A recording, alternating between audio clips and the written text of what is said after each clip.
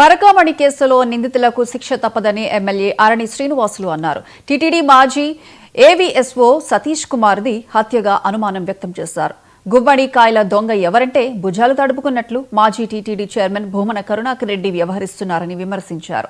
సతీష్ కుమార్ మృతి, పరకామణి కేసులో ప్రభుత్వంతో పాటు కలియుగ దైవం వెంకటేశ్వరుడి శిక్ష నుంచి నిందితులు తప్పించుకోలేరని పునరుద్ఘాటించారు ఎమ్మెల్యే ఆరణి శ్రీనివాసులు. దీంతో లోక్ అదాలత్లో పెట్టి కేసుని కొట్టేయడం జరిగింది. చాలా దారుణం. ఒక దేవుడి సన్నిధిలో భక్తులు సమర్పించే కానుకలను కూడా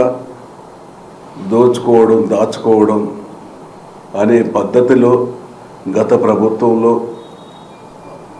జరిగింది. దాదాపు 100 కోట్లు దోచుకున్నాడు రవికుమార్ అనే అతని ఆస్తులు ఎక్కడెక్కడో ఉన్నాయి. అతనితో అప్పటి అధికారులు అందరూ కూడా కుమ్ముక్కై భాగాలు పంచుకొని అతన్ని వదిలేయడం, లోక్ అదాలత్లో పెట్టి వదిలేయడం జరిగింది. ఖచ్చితంగా కూడా ప్రభుత్వం దీన్ని సీరియస్గా తీసుకునింది. టీటీడీ బోర్డు సభ్యులందరూ కూడా భానుప్రకాష్ గారు అయితేనేమి ఎవరైతేనేమి అందరూ కూడా దీన్ని తీవ్రంగా పరిగణించి ప్రజల దృష్టికి, ప్రభుత్వం దృష్టికి తీసుకురావడం జరిగింది. దీనిపైన సిఐడి డీజీ రవిశంకర్ అయ్యనార్ను ప్రత్యేకంగా నియమించి దీన్ని విచారణ చేపట్టడం జరుగుతుంది.